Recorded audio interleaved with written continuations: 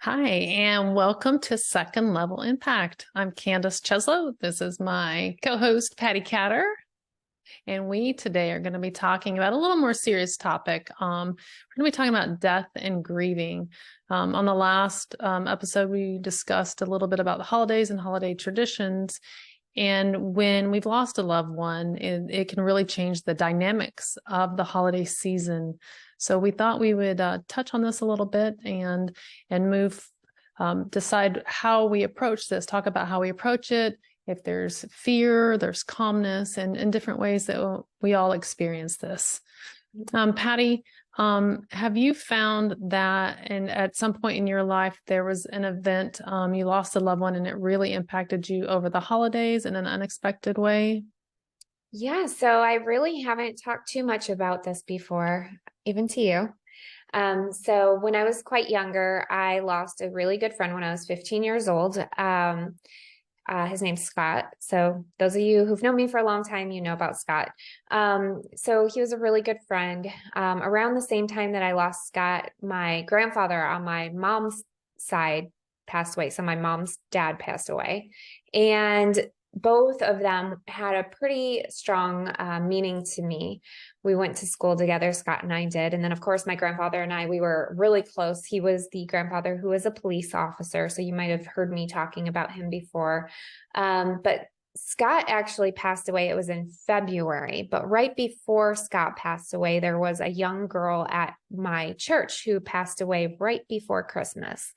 And I remember she said the last evening that I had seen her, it was a Wednesday evening. We were at church and she was so excited because she was talking about how she was going home. She kept calling Georgia home. And nobody really understood the impact of that statement, that was going to be one of the last statements because she was so excited. She was going home to Georgia is where she was going, which it was where her grandparents lived. Even though they lived in Michigan, she kept calling it home. So we kind of thought it was strange that night until, we heard that she had passed. And so it brought up huge conversations as I was a teenager, just around our church, around religion, around holidays, for sure. Yeah, that's tough, especially when it's young and you're young, that impact. As an adult now, I think about it because it is more of a reality for everybody. It's a reality, but I think you're a little more cognizant of it. But when you lose friends in high school, that really drives home and brings up questions. And the fact that she said that, I find that just like that must have been some deep conversations in the community. Yeah, definitely it was. And back then I didn't understand even why I was going through that phase of life. Like I still could never explain to his parents, or we can't explain to anybody, right? Why Scott is no longer with us at such a young age. But that said, I will say because of the growing pains that I had to go through of losing a good friend at such a young age, it actually helped me prepare later on. We lost many friends in war when Ken was deployed to war. And then I lost my parents and things like that. So even though I didn't understand it and it devastated me, I mean, I had nightmares for a while after we lost Scott, and I didn't understand it at the time why things happened the way that they did. But if you fast forward through all of the years, it makes sense now for me to have had to go through all of that. That's really tough. Recently in Pennsylvania, a young man took his own life, and we're very close with his best friend and her family. And initially she's devastated. Of course, she's devastated. It's her best friend. And there's no way to explain or reason it. But we did have a good talk about how her going through this experience, like we never know what God's plan is or why young children pass. And one of the things she was able to take away is because of her experience at some point, she wants to be a counselor. She's going to not only be able to talk and listen if a child goes through this at some point when she's an adult, she's going to truly understand. She's truly going to be able to empathize and not just a facade of sympathy, but she's really going to have a powerful impact and be able to help children in the future. And again, it's it's that second level, like things that happen to us that we're able to help other people through. And I think that's one of the reasons that we do have trials. And so we learn from them, and it does prepare us for future conflicts or areas of struggle that we may need to be able to get through. And had we not developed that tenacity or that grit, it would be even more crushing.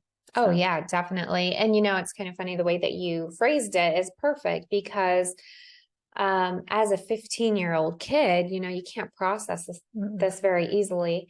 And then to just see all of the moving parts that were there, like his parents are so amazing. I still talk with them today. I've been raised in a way that we never emphasized on the death part of things, but it's just the beginning of the next chapter kind of a thing. Yeah. But if I had not gone through that at a young age, I definitely don't think I could have handled Ken's one deployment well when he was in Iraq. So we and that is, it's great that you had that to help you through that, because that is a challenge within itself. We had a friend of mine from high school lost her son, and he was very young, a young teenager. And I just remember on her post, she kept giving such thanks for the joy that she had him and for the time that she had with him and the love and how thankful she was to God for the opportunity to care for him for those short 12 or 13 years. And I, again, that second level impact, I grew more thankful and humbled, and really made me take a look at my faith to see how she was responding to I don't know if there's anything more traumatic, and the grace and the faith with which she responded to that has resonated so deep within me. And I think kind of lessons we go through, sometimes we may not see it, but we're truly impacting everybody around us. Yeah, it's so true. Kind of when I look back at my life, I'm like, wow, I'm pretty young to experience this loss, but maybe not, because really all of us have experienced loss. I think by the time you're our age, right, which I have already said my age on another show, and I'm not going to go there on this show. But really, I think by the time you're our age, you've lost somebody who's been close to you. And you just really have to learn how to navigate it. And also being aware of when it does happen to a family member. Now I'm more cognizant of what do I say at a funeral to leave people with hope and encouragement, because I don't know about you, but I do not want the kind of funeral where people are coming in and wearing black and just giving me flowers after I'm dead. Like, give me flowers now. If you're listening, I'll give you my address and you can send flowers right now. But what about you? Oh, I am way against it. I'm against Valentine's Day, and I'm against sad funerals. My children have very clear instructions that I want to be buried in pajamas, preferably fluffy pink pajamas, color at the funeral. And I just started hearing the celebration of life, but truly you run into so many people you haven't seen. It's an opportunity to reconnect for those who are living.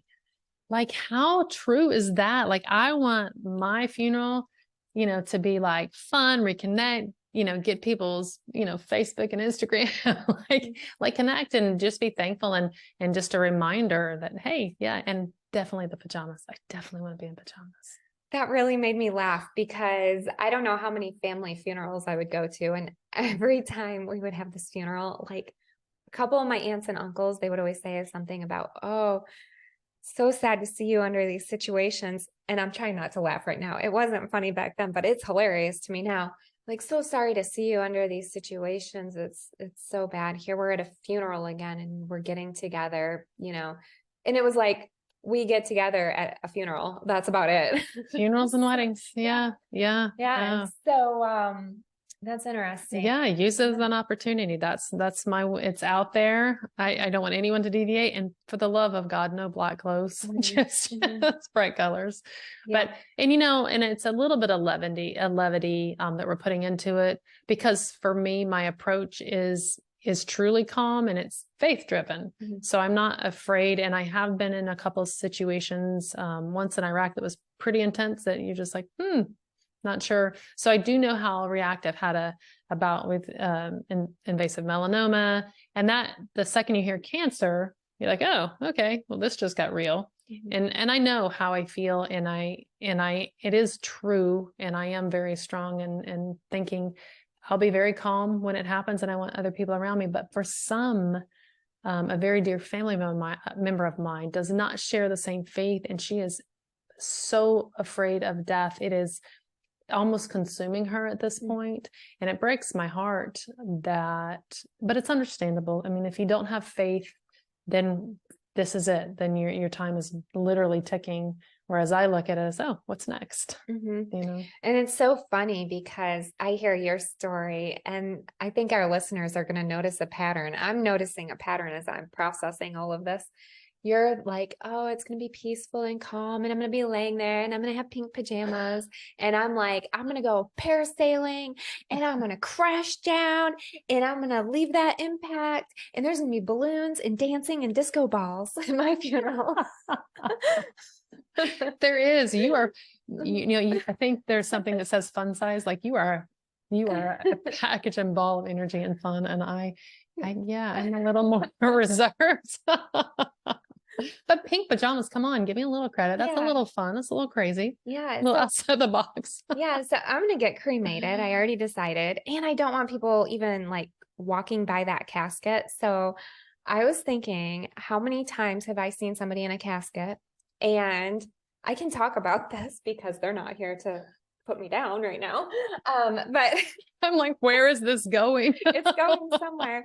But how many times, I know maybe it's because I was young and I remember seeing some of this when I was younger, but I thought, my word, I don't think anybody I've ever seen in a casket actually looks like the person did when they were alive. Like there's no spark of life. The only thing I remember when I see somebody laying in a casket was like sort of sad, because it was like, they're no longer here, but also the body does different things when your shell is left behind, right? Right. So for me, I don't want an open casket. I don't want that kind of funeral. I want to be cremated and throw my ashes into the air and do something with them. I don't care. Yeah, no, I get that. I think for some, it's a little bit of closure. My younger cousin passed away, and she was only 26, and it was a bad wreck. So it was a closed casket, but because she was my baby cousin, I got permission, and it was a moment of closure for me. I still don't know if it was the right decision because it was a little rough, but for me, it can be closure, particularly when it's unexpected. And I don't know if an unexpected death of a young person is different than for someone who is older. My father, when he was diagnosed with mesothelioma, that's a terminal diagnosis, and so you have time to prepare. And that wasn't, the person I was closest to in the world, but I was more mentally prepared for that. So I don't know if I needed to have that open casket at his. Does that make sense? Yeah. So maybe the unexpected and the finality, maybe you need it. I needed it more than for my father, who I had time to grieve over. Yeah, I think definitely valid points. For me, after my dad passed away, I'll just use this as an example. Both of my parents were cremated. So I decided, though, for my dad and I were really close. He was like my best friend. And one of the things that I kept thinking about is I did not see my mom before she was cremated. Like I didn't see her in between the phase of when she died and she was cremated. So it's kind of like a weird feeling still from that. So I decided before my dad was cremated, I wanted to be there and I wanted to see him get cremated, which I know you're probably like, what in the world? But I figured he was there when I came into the world. The thing that I needed to do for me was I needed to be there until the very last minute. So I was actually so glad I did that, though, because in my head, I pictured like this dungeon with all this crazy fire and these warlocks or something. I don't know. What do you picture when somebody's getting cremated? Some creeper in there, like burning down the house. I don't know. So I was really happy. I was really happy I went back there, though, because it was really a a peaceful atmosphere actually. And it was super clean. And I'll just tell you, so if you have young ears, maybe in the car, if you're listening or wherever you're at, you might want to pause it and come back to this. It's a touchy subject for some, but, so I went back in the room and there was one person who was back there, a really nice guy. And basically what happens is they put the body in which my dad was already in like a cardboard casket, but, I could see like he was in his clothes he would want to be in, like jeans and his shirt, that he liked. And it was something he would not want a bunch of makeup that you get at the funeral home, things like that. So I know this is a little graphic for some, but for me to see my dad was in his jeans, he looked normal. He just really looked like he was sleeping. He didn't have a bunch of makeup caked on. And then the process of it was very clean. You didn't actually, I pictured like these huge flames. It's nothing like that. Like they literally have this little belt, the conveyor belt, and they put them in this thing and then the doors come down quietly, not like, you would think it would just be like a really crazy intense moment, but it was peaceful. And then, like I remember leaving and you can see like the smoke outside from the crematorium, which I guess that's what you call it, right? Crematorium. I don't know. But, anyways, I had never thought of it before that moment that when you go by a funeral home like that, if you see smoke coming out of the chimney, they're not having a fire in Florida in the middle of summer. You know what I mean? Right. So it just gave a whole different viewpoint and it was really peaceful. And I just took up a ton of time with that, but no, I think it's so important. I was just sitting here thinking, how important it is to understand that just like life, you don't have to be right. Your opinion on that and my opinion, very different, but none of them's right. And you have to grieve in your own way and you have to be able to let people grieve the way they need to grieve. And I imagine that it's situational for that. Yes. But it's good that your children know what you want. I think that's huge because we never really know. A dear friend of ours just lost their daughter recently and she was young. She was only 34.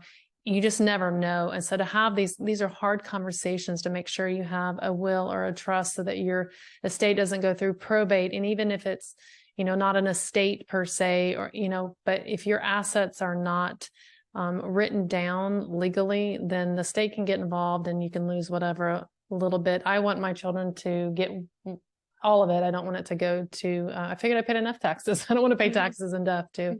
So they're important conversations to have so that your desires are met. And I think in the military, we refer to that a lot because there's some really strong experiences that come with being in the military.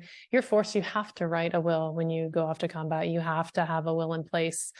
So all of us, my husband and I have always had a will. I know you're the same way. So, but it's very important to have that in place so that it helps assuage the difficulties that come along with passing just legally, not to mention the emotional stress that comes with it, So what is there? So for me, I think the first holiday after was very difficult. And that kind of emptiness, particularly if it's a center, well, I'd say with anybody intimate in your family. Yeah.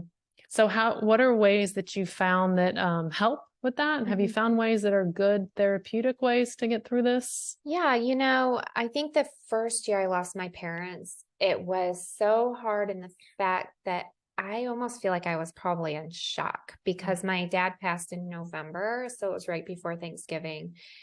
And it was so stressful. Like our whole family just fell apart when we lost my dad. Was like the final straw kind of a thing. So he was like the last one that was holding us together just because we're all in different areas and didn't live really close together and all this stuff. But where I'm going with this is, so the first year, what I ended up doing is I decorated for Christmas early. Or no, I take it back. That was the first Christmas after I lost him, like not the same year. So that same year, I kind of was winging it, honestly, I think. But the next year, so it would have been the 1 year after my dad died, I actually decided to start putting up all of our Christmas decor on the day that we lost my dad. Just because I thought, well, my dad wouldn't want me to be stuck in these bad thoughts. So what can I do to turn that what was a bad day for me, Mhm. what can I do to turn it around to like make it a joyful day. Mhm. So I hated it the first couple of years decorating on that day, but now every year I'm like, oh, Yeah, that's really sweet. That's really sweet tribute. One of the things I've found is that I have a hard time getting rid of things from people that had passed. However, I have been the recipient of and had to go through people's personal effects, and that is a task within itself. So we are now in the stage of getting rid of kind of the clutter, but I am still holding on to things. Like my dad picked up a leather purse at a flea market, and it's just beautiful, and it was just beautifully stamped, and it was antique at the time, so in the maybe 80s. And he was going to clean it and fix it and reline it. He never did. I now have this purse that was $2 at a flea market in the 80s, and I can't get rid of it. And like I'm the last one that it's going to mean something to. At what point have you found that it's easy to get rid of things, or is that something, am I the only one who holds on to stuff that I don't need or will never use? Well, I had to help go through my parents' house, and my mom was a collector. And so what happened with me is there were a few things that my mom gave me while she was still alive that has meant the most to me. Yeah. The after effects, like I've never been a collector. So I'm a lot like my dad was. My dad could have picked up and like walked out of the house with nothing and been happy and fine. And that's me. I literally, like if something happened and I lost everything today, like whatever, let's start over. Like no big deal. So. Yeah, the tenacity, you have that tenacity. Yeah, I think it'd almost be a relief for Yeah. me. Oh my Then I word, wouldn't have to yeah. make the decision about the purse. Yeah. Well, for me, I just thought, man, I knew when I was growing up, my mom collected baskets, you guys, like Oh, those long, baskets. what are those called? They're like real, like baskets. Expensive baskets, Like, those. yeah, but she would hang them like all over the back wall and like all over her house. And I mean, they were pretty, but oh my word, I had so many baskets. So like I can't keep it all, Yeah. But yeah. Have you found, I have a really good friend who sees hearts everywhere. I have one too. Yes, and it's really beautiful. I mean, like she'll find a rock or a seashell on a beach, or walk outside and there's a shaped leaf on her front step. And I think it's beautiful, and I think it's comforting and peaceful. And I do think that there is, I personally think that there is a connectivity and an ability to do that. I don't know how that works. Please don't ask. But if you have any ideas, I'd love to hear them. But too many people have said just the strangest things have happened that nobody else would know. Little connections that you might have with a person, and then something happens that you're just like, there is no way this just happened. Like, I don't believe in coincidences kind of scenario. Right. But do you know people who say that they get signs from loved ones? Yeah, I've had it happen too. I remember one time we were living in North Carolina. My grandma on my mom's side, so it would have been my mom's mom, had passed away. I swore up and down I smelled my grandma's perfume. Like it was some perfume that she always used to wear. So I called my mom, who lived next door, but I still call her on my phone. And I was like, Mom, I swear I'm smelling grandma today. And I said, did you put anything in my house in this cabinet in the middle of the hallway? And she's like, no, but did you know it's her birthday today? And I was like, no, I didn't. So I don't know if it was like a subliminal thought in my head that I had caught some time and remembered it and kind of pushed it back into my consciousness. Oh, that's so sweet. Yeah. And they say smells are such a powerful memory. So isn't it supposed to be the strongest memory? I think so. I remember smells. Like if I remember what you smelled like when I met you. Like, isn't that weird? I know it's so weird. I sound like I don't want to know. I don't want to know. I mean, we were in Guatemala basically. No, I'm just joking. We were Barnes and Noble. Yeah, hopefully I had showered before I went. You had a coffee in your hand. Oh, I don't know if you remember that. I don't. Yeah. Yeah, I remember things like that. I just remember a young lady was going to go to Guatemala by herself, not being able to speak Spanish. That's what with her child. Yeah, I still hola. Don't speak too much Spanish. Yeah, so I think that it is. I think there are signs. I definitely think that there are triggers. And I think it's beautiful. Mhm. And again, faith plays a big role in this. Mhm. And there are different religions have different customs, different beliefs. But as a Christian, I'd like to think that you're allowed to send a note and say hi. Mhm. Yeah, I agree. I think my faith has changed too. Like, I think it's grown in some ways and changed in different ways. I was so set. I thought that I knew everything about the Bible until I started questioning what happens when you die. Mhm. And when that happened, and then when I lost my parents, I'm like, oh, maybe I do think there are some different signs. I do remember my mom, I came from a weird family. Okay. I remember her often saying things like, if I have the ability to, when I die, I'm going to come back and haunt you, like jokingly, like I'm going to play pranks on you kind of a thing.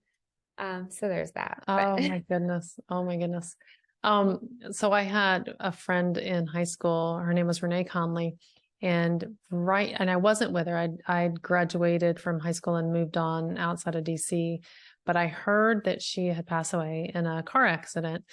But right before, she had expressed to a group of people how at peace she was with life, and her faith was so strong that she did not fear death. Like, she'd given that testimony. Mhm. And kind of like you mentioned with what happened when you were younger, I wonder if there's that like, is there some way to know that that's coming? Like, not know it, Mhm. but the fact that she had that conversation right before the accident, the Mhm. fact that that kind of stuff is it makes you think for Mhm. sure. Yeah. It does. It does.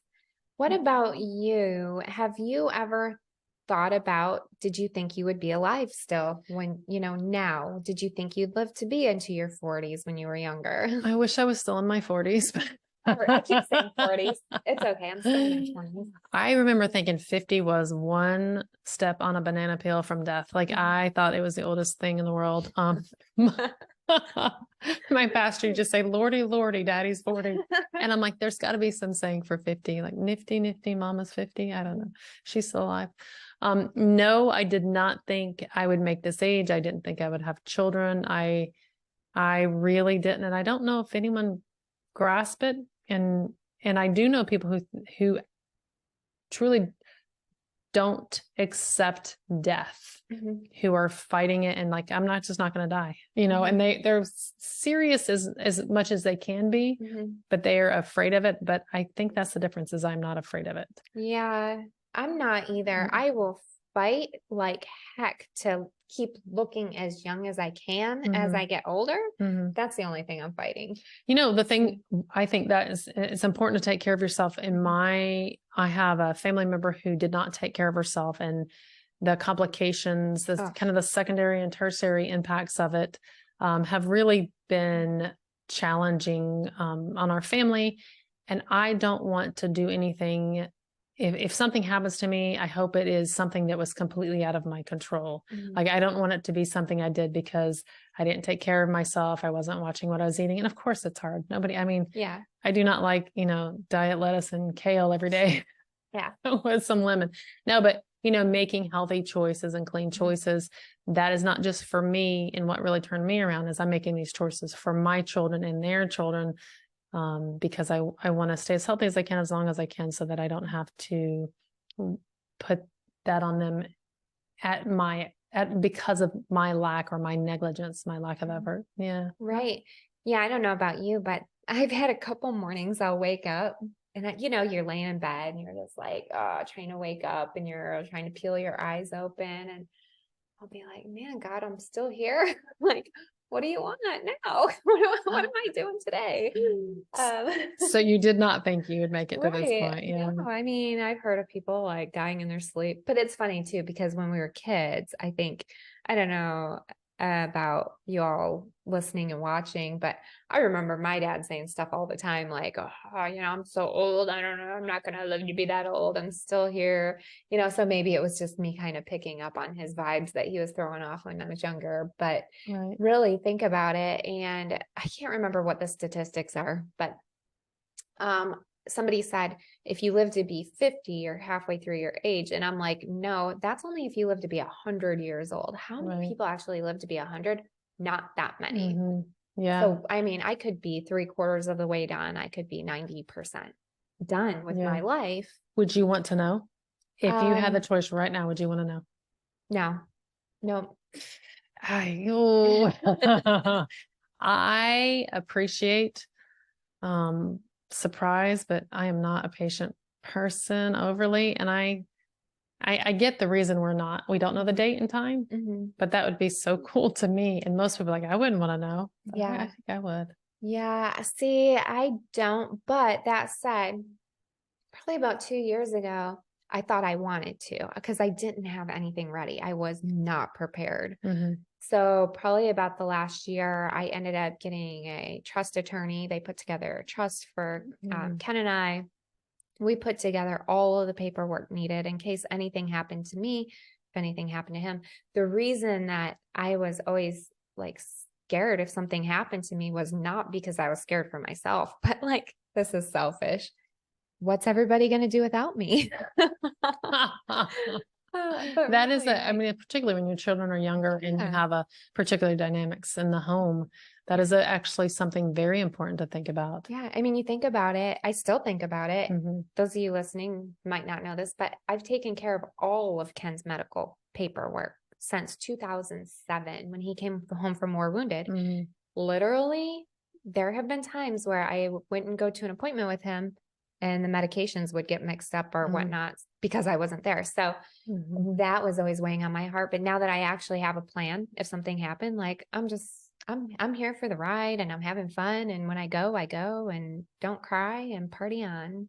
Yeah, that's what a peaceful way to live. But having that, and we mentioned this earlier, that it really is important, as morbid as this topic can be, it's a reality. No one's getting out of this. So you might as well, we all might as well help our family members be ready, be prepared, know your wishes, have a will in place, have a trust if you need it, something to protect your assets, so that it goes where you want them to go, and be very clear about it. Because if you're not, and not secret behind closed doors, but very clear, because if not, there's so much damage that can be done afterwards in families that are kind of torn apart because of money, which is the saddest thing I could think of. So kind of, nip that in the bud and get all it laid out and let everyone know. You can sit them down in a room, everyone at once. This is how it's going to work, and be done with it. What do you think about that? Yeah, absolutely. It's funny because my dad always used to be pretty secretive when it came to his health. And he's like, don't say anything, but I don't want so-and-so to know. And that caused a lot of tension, like, don't tell your mom this, or he would tell her, Alice, don't tell Patty this, because I don't want her to worry about me. But then when kids do have to step in and help their parents, and your mom, like for me, my mom's trying to tell me all of these things I didn't know about my dad, after decades, I'm like, that's a little shocker. I think just being open and honest is so important. Yeah. Yeah, that's huge. And I'm sure you've done that with the kids. Oh yeah. Yeah, that they're ready, they're prepared. Yeah. And they're going to have a party. So just recently I had COVID again. And so the doctor was like, you can take this shot. It's an antiviral and it will help you get through COVID. And you'll be okay that way. Otherwise, I can't promise that you're not going to have some respiratory disease and die, basically. So, I mean, that's basically what happened. So I ended up doing the research and I decided I am not getting any injection put into my body, because I can either make it on my own and I'm going to live, or I can take this injection and it could cause me to die, because that's one of the side effects. So, wow. Yeah. So I had to have a conversation with my kids like, hey, yes, this medication was offered to me. I declined it on my own. I'm willing to take any risk. So don't blame yourself. It's not a choice that I want you to make. This is my choice. This is what I want. I'm not taking it, and I'm fine. I'm still here today. Yeah. Have you had a near-death experience? Like a real one where you're just like, oh my God, this is it, I'm done? Once. I put her on the spot a little bit with that one. Once. Jennifer, if you're listening. Actually twice, and they were both vehicle incidences. My friend Tracy, I'll just tell this one instead. Tracy and I were going down a highway pretty fast in her little Camaro. We were teenagers, and hit a patch of black ice. Oh no. And we spun out while the song, Janet Jackson's song, what was it? 9 Lives, the 9 Lives. I don't know. It was talking about basically like you have so many lives and you're going to die one of these days or something like that. That song was playing by Janet Jackson and we hit that ice and we just went spinning out. And I, to this day, have no idea how we did not hit the wall that was up on the side of that highway. I have no idea. We were flying. Car wrecks are the number one cause of death for, I think, young adults 25 and under. I think it's car wrecks, the number one cause. It was called Black I don't remember. Black Cat. That's the name of it. Yeah. Well, that is yours. So that was kind of one of those flash in front of your eyes. Yeah. What about you? You said Iraq. Yeah, there was a time I was in a Black Hawk and my headsets weren't working, so I really didn't have good comms with the pilot or the gunners, and the miniguns started going off, and that you'd see the tracers, and I just didn't know what was going on, and so I was a little, actually quite calm at the time, and again, the military training just kind of like, okay, well, I don't know what's going on, but if we crash, save your ammo. I only had a 9mm and an extra mag on me at the time because I was literally just delivering a message, and it was supposed to be an out and back quick thing. So that it gave me afterwards, matter of fact, probably years afterwards, I thought about how I should have probably panicked or probably been concerned but that, and then when you get I've had a couple of serious diagnoses that have given me pause, like, oh, this could really go sideways really fast. But I'm thankful for those because it does make things kind of brighter, sweeter, calmer, and it reinforces my faith. So I think those are pretty special experiences. Yeah. I'm curious now if you've had a near-death experience, what was yours? Because when you're saying that about you were actually really calm, it's funny because that day in the car with Tracy, when we were spinning so fast, like spinning out in circles, it was really peaceful. And I remember it was like slow motion. We were looking at each other basically like this, but she was in the driver's side. And that's probably why you're almost wrecked, because you were looking at each other. She's looking at me, I'm looking at her, and I just remember her going, whoa! And it seemed like the longest but most peaceful. Like just kept going. Oh my word. Wow. Yeah. I really was at peace. So yeah, that's interesting. Yeah, we'd like to hear about yours. If you had anything like that happen, and were you calm or were you just freaked out? That'll be interesting to see. Yeah. So next show. Yeah, we're actually going to have a conversation on honesty. And do you really want your husband to be honest? Just honesty in the world. It's taken a turn. There's a lot of angst on people. Like, are they telling me the truth? And people are afraid to speak the truth. So we'll be diving into that next week. I'm really looking forward to that. I think there are a lot of paths you can go down with that. Yeah, that's gonna be a good one. Yeah. So thanks everybody for listening. Hey, thanks for joining us. Yeah, be sure to go to Second Level Impact on Instagram, on YouTube, on your favorite podcast platform. By now, this show should be trickling out to all of them. You can always find us on Spotify. So definitely connect with us. We want to hear from you and join our Facebook group.